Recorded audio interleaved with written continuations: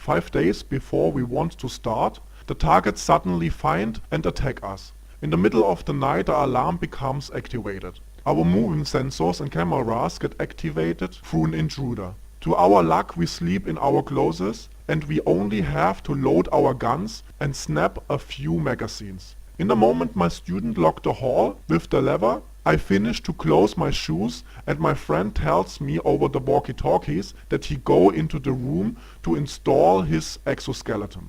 The intruders come not deeper than behind the main entrance. We were at the moment secure in the production hall, but it would be for long. There will be entering the whole building.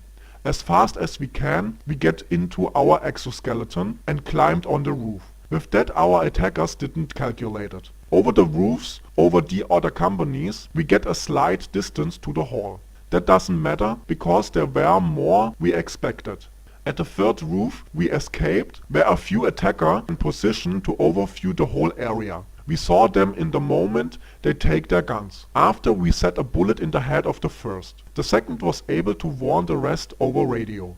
In a very short time we were surrounded from approximate 20 men. Their clothes were the uniform of the freedom fighters we want to kill.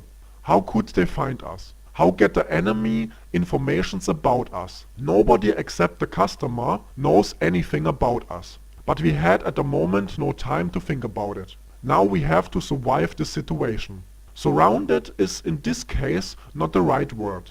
We were still on the roof 5 meters over the ground. Our victims were down on the street and around the building. We had still a lot of options.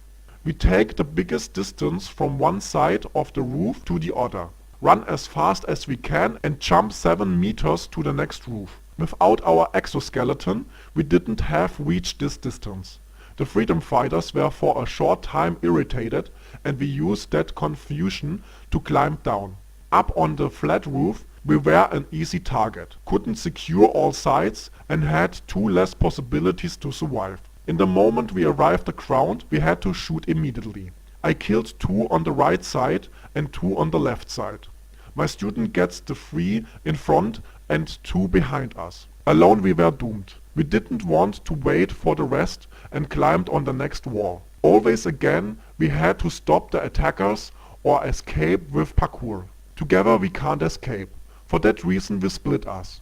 We want to meet us in an old hiding place of me. In serendipity I showed my student a few days ago a former apartment of me. Nobody could know it. I bought it over a trader and signed the contract with a wrong name. In the moment we walked close to it, I didn't show it directly. I only give him a description of it in all details. We did this always for the case that somebody observed us. If someone could read lips, we hold a hand in front of the mouth and let it look like a crowing. Mostly we talk in a ventriloquist way, without lips moving, and with the face down. My student remembers very well about the apartment. After we split and disappear in different directions, I had to kill 11 freedom fighters before I was able to escape. I was the first who reached my apartment. 2 hours later, my student arrived at 2. He was totally breathless, but unhurt. He explained me that he had to kill 15 followers before he could escape. He had also, like me, to climb, jump, hide, roll and shoot. Without his exoskeleton he never could escape. With bare hands he had to kill 6 fighters. In a small street they imprison him. To his luck they want to beat him to death and take their weapons on the ground. They didn't know how good he was in martial arts. They had no chance. In a range of 30 seconds he killed all with kicks and hits to the head and throat. To get sure that they never stand up again, he take his knife and made a stitch in the larynx. Next he jumped down 10 meters in a house canyon of this African city. This fall he survived only with his exoskeleton and the weakness of a car roof.